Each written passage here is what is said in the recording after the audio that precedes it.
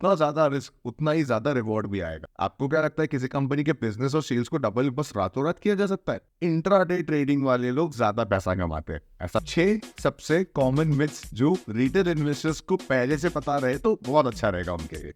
अक्सर retailers stock market में काफी गलत एक्सपेक्टेशंस लेके आ जाते हैं, जिसकी वजह से आगे चल के उन्हें भारी नुकसान होता है। प्लस सोशल मीडिया के ऊपर में वो ऐसे कंटेंट और कंटेंट क्रिएटर्स को देखते हैं जो नोट ही नोट छाप रहे हैं।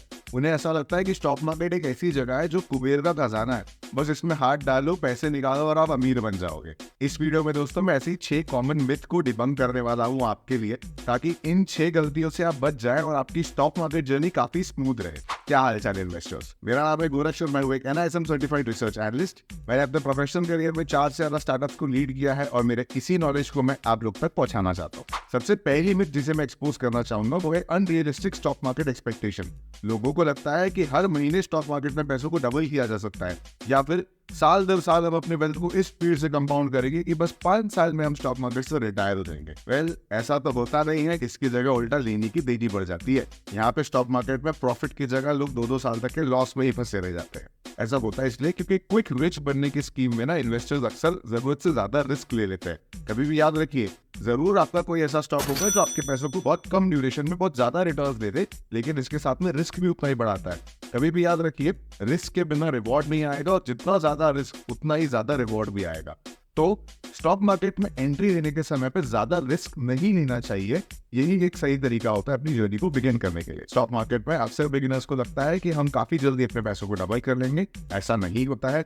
आपको अगर साल में 20 से 25% के पॉजिटिव रिटर्न भी आ गए ना अपने कैपिटल पे, तो आप टॉप 5% स्टॉक मार्केट ट्रेडर्स में आते हैं। सोचिए, पहले ही साल से अगर आप ये चीज कर पाए तो आपकी जर्नी कितनी स्मूथ रहेगी। सो एक्सपेक्टेशंस पे कंट्रोल कीजिए। आगे चल के आपके बहुत प्रॉफिट्स होने वाले हैं। कैपिटल के साथ आपकी वेल्थ भी बढ़ेगी, इसलिए साल के 15, 20, 25% को पूरा मत समझिए। सेकंड सबसे कॉमन मिस्टेक जिसके ऊपर मैं लोगों को जज भी करता हूँ, उन्हें लगता है कि 1, 2, 3 रुपए के शेयर जो है ना, उनकी प्रोबेबिलिटी डबल ट्रिपल होने की बहुत ज्यादा है रादर देन 2-3 हजार के शेयर के।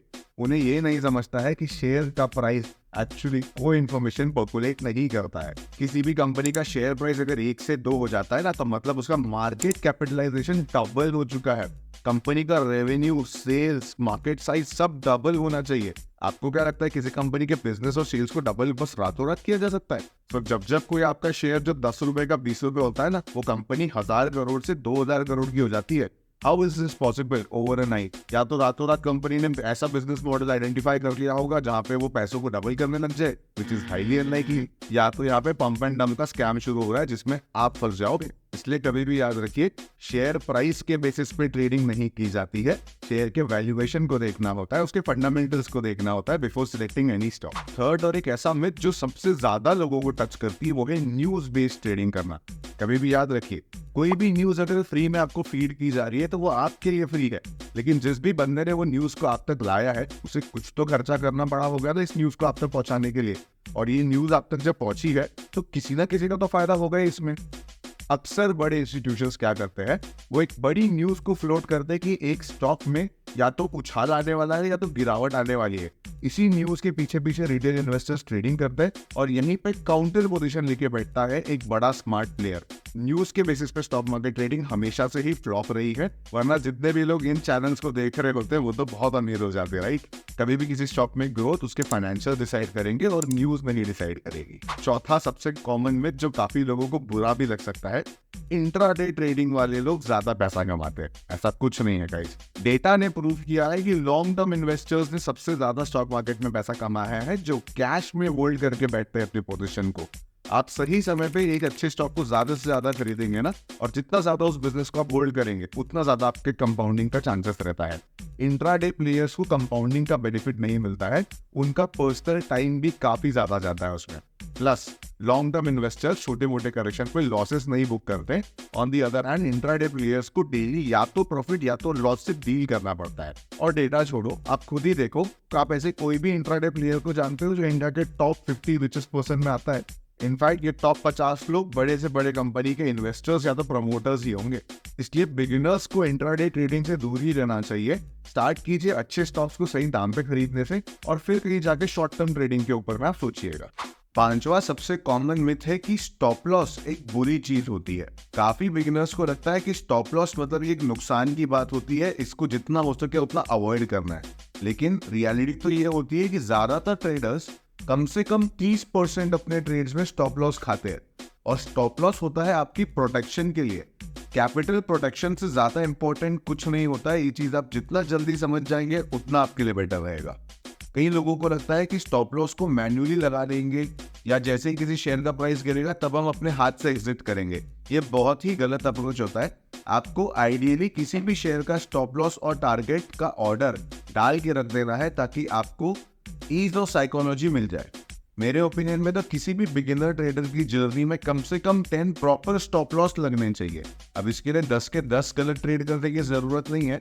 जिस भी सेटअप को आप ट्रेड कर रहे हो, अगर उसका प्रोबेबिलिटी ऑफ प्रॉफिट 50% है तो 20 ट्रेड मिनिमम आपको करने मिलेंगे जब तक कि आपके 10 स्टॉप लॉस हिट हो जाए, और तब जाके तो आप ट्रेडर बनोगे। एक ट्रेडर जो अपने लॉसेस को जल्दी कट कर दे और अपने विनिंग ट्रेड्स को कैरी ऑन करे, ऐसे ही ट्रेडर का लॉन्ग रन में काफी फायदा होता है। And the final myth that we need to address is कि स्टॉक मार्केट बड़ी सिंपल चीज है। देखिए, स्टॉक मार्केट एक कैपिटल मार्केट है जिसमें ढेर सारे पार्टिसिपेंट होते हैं। Broadly speaking FII, DII, HNIs and retailers होते हैं, लेकिन इनके अंदर ही हजारों पार्टिसिपेंट होते हैं। सिर्फ 2 FIIs या सिर्फ 2 DIIs नहीं है स्टॉक मार्केट में, हजारों प्लेयर्स हैं जो स्टॉक मार्केट में अपने प्रॉफिट बनाने के लिए आते हैं। तो इन सब प्लेयर्स के अगेंस्ट में आप खेल रहे हो एज अ बिगिनर जिसने आज ही डीमैट अकाउंट चलाना शुरू किया है। ऐसे में आपको लगता है कि स्टॉक मार्केट बहुत सिंपल जगह होगी। स्टॉक मार्केट में सिंपल स्ट्रैटेजी सीख के उस पर एग्जीक्यूशन करना बहुत प्रैक्टिकल है, लेकिन स्टॉक मार्केट को सिंपल समझना बहुत गलत अंडरस्टैंडिंग हो जाएगी। स्टॉक मार्केट एक ऐसी जगह है जहाँ पे कॉम्प्लेक्स बिजनेस और बैलेंस शीट के बेसिस पे किसी शेयर का प्राइस प्रेडिक्ट किया जाता है। ऑलरेडी सारे शेयर्स अपने बुक वैल्यू से ऊपर ही ट्रेड करते हैं, मतलब वो सारे ही शेयर हल्के से महंगे ही होते हैं। तो वो शेयर अपने बुक वैल्यू से कितना महंगा होना चाहिए ये कौन डिसाइड करेगा? इसके लिए ढेर सारे कैलकुलेशंस करने पड़ते हैं, valuation analysis, forward analysis, factor analysis. ये सारी चीजें अगर आपको नहीं आती है तो स्टॉक मार्केट में पहले सीखने पे फोकस कीजिए रादर देन डायरेक्टली इन्वेस्टिंग पे।